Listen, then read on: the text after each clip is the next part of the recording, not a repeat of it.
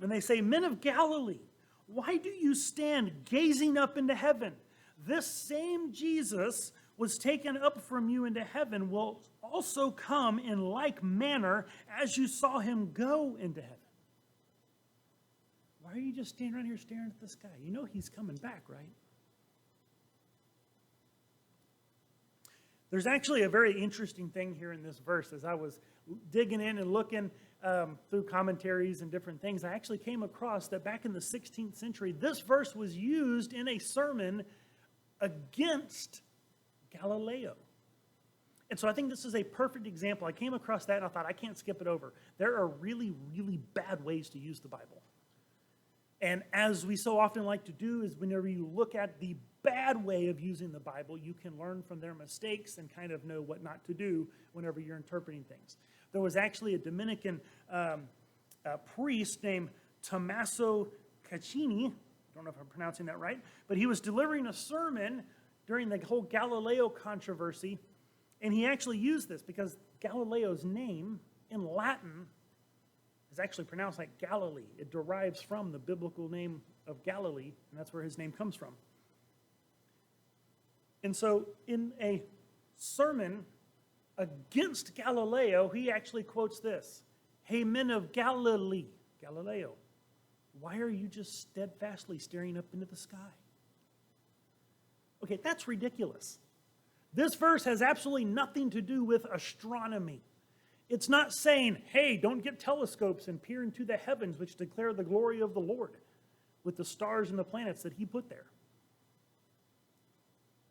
It kind of reminds me, there's been a recent controversy. I don't know if any of you have heard of it. There's a pastor, Mark Driscoll, I'm not going to get all the specifics.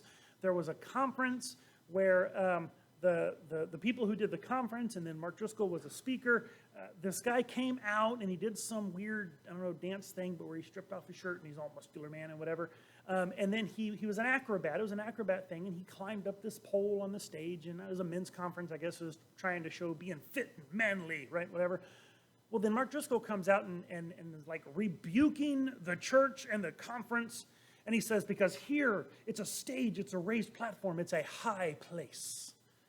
And then there we have a pole, like in the Bible, they had Asherah poles.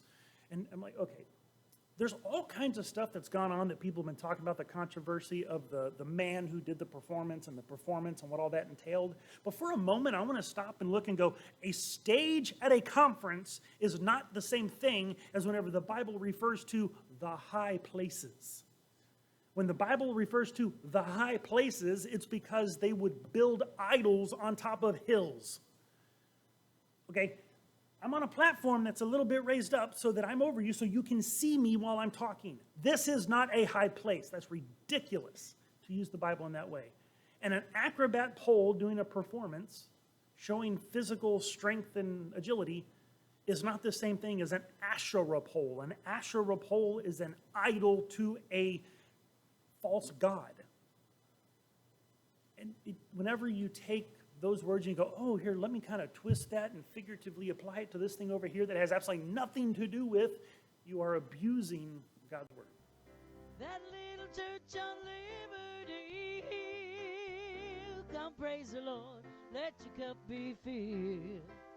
Raise your voices and we'll sing, let God's freedom ring from that little church on Liberty.